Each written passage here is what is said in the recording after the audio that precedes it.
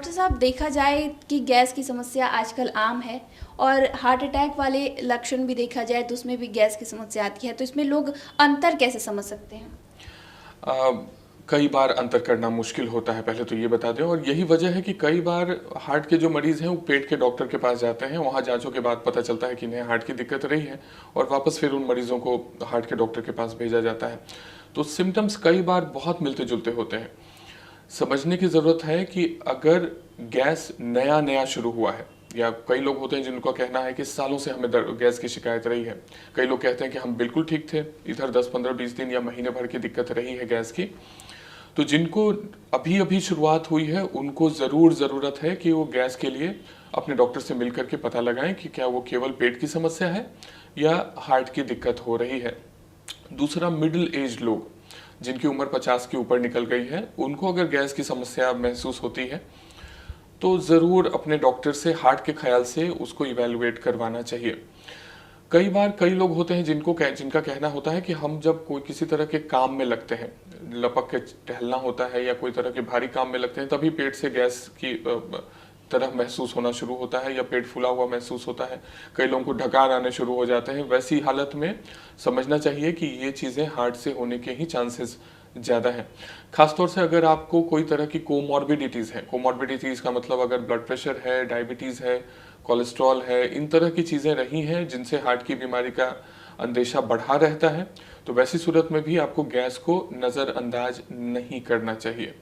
तो बड़ी आसान टेस्ट हैं आज के दिन में, इसको पता लगा पाना कई बार जहाँ सिम्टम से मुश्किल होता है, तो छोटी छोटी जो टेस्ट उपलब्ध हैं उनसे हम क्लियर कर सकते हैं कि क्या ये केवल गैस है या हार्ट की बीमारी का लक्षण है जो आने वाले समय में कोई खतरे का रूप ले सकती है। तो डॉक्टर साहब, जैसा कि आपने बताया, आजकल युवा भी इससे अछूते नहीं हैं, युवाओं में भी ज़्यादा देखने को मिल रहा है, तो उनमें सेम लक्षण दिखाई देंगे? देखिए, युवाओं में हार्ट के मामले अब तेजी से बढ़ रहे हैं और इसलिए यही वजह है कि युवाओं के कोई भी अब सिम्टम्स कोई भी लाइटली नहीं लेता। आज से 10 साल पहले की ही बात बताएं तो युवाओं में कभी हम लोग बहुत इन्वेस्टिगेट करके देखते भी नहीं थे। अगर उन लोगों को परेशानी बताते भी थे कि सीने में दर्द है या गैस है, तो कई बार आप उनको दवाइयाँ दे करके छोड़ देते थे क्योंकि इतने कम मामले आते थे युवाओं में। बट कहानी अब बिल्कुल बदल गई है। आज के दिन में युवाओं में मामले इतने कॉमन हो गए हैं कि उनके केस में भी हमको वर्कअप करने की वैसे ही ज़रूरत पड़ती है जैसे हम किसी और मिडिल एज या एल्डरली लोगों में करते हो। तो सिम्टम्स तो लगभग वैसे ही होते हैं युवाओं में भी, गैस के तौर पे या सीने में दर्द के तौर पे या सांस लेना, इस तरह से सांस लेने में दिक्कत की तरह प्रेजेंटेशन हो सकता है हार्ट की बीमारी का। इसके अलावा, जैसे कि आपने इसके बारे में बताया, युवाओं में भी बताया, स्मोकिंग आजकल एक बहुत आम समस्या है जो लोग कर रहे हैं और लोग समझते भी नहीं हैं कि इससे ज़िंदगी, जो एक सिगरेट में वो कितनी टाइम घटा रहे हैं अपनी ज़िंदगी में। नहीं, मेरे ख्याल से अगर अगर एक टेक होम मैसेज युवाओं को के लिए होगा आज की पूरी बातचीत में, तो होगा कि स्मोकिंग से दूरी बनाएं।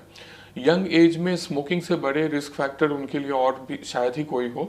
और स्मोकिंग ही नहीं, तंबाकू का सेवन किसी भी रूप में, आप स्मोकिंग करते हो, सिगरेट पी रहे हो, बीड़ी पी रहे हो, पान मसाला खा रहे हो, गुटखा खा रहे हो, खैनी खा रहे हो, तो हर तरीके से जिस भी तरह से तंबाकू आपकी शरीर में अगर जा रहा है तो ये नुकसान कर रहा है और ये आपके लिए हार्ट अटैक का खतरा बढ़ा ही रहा है।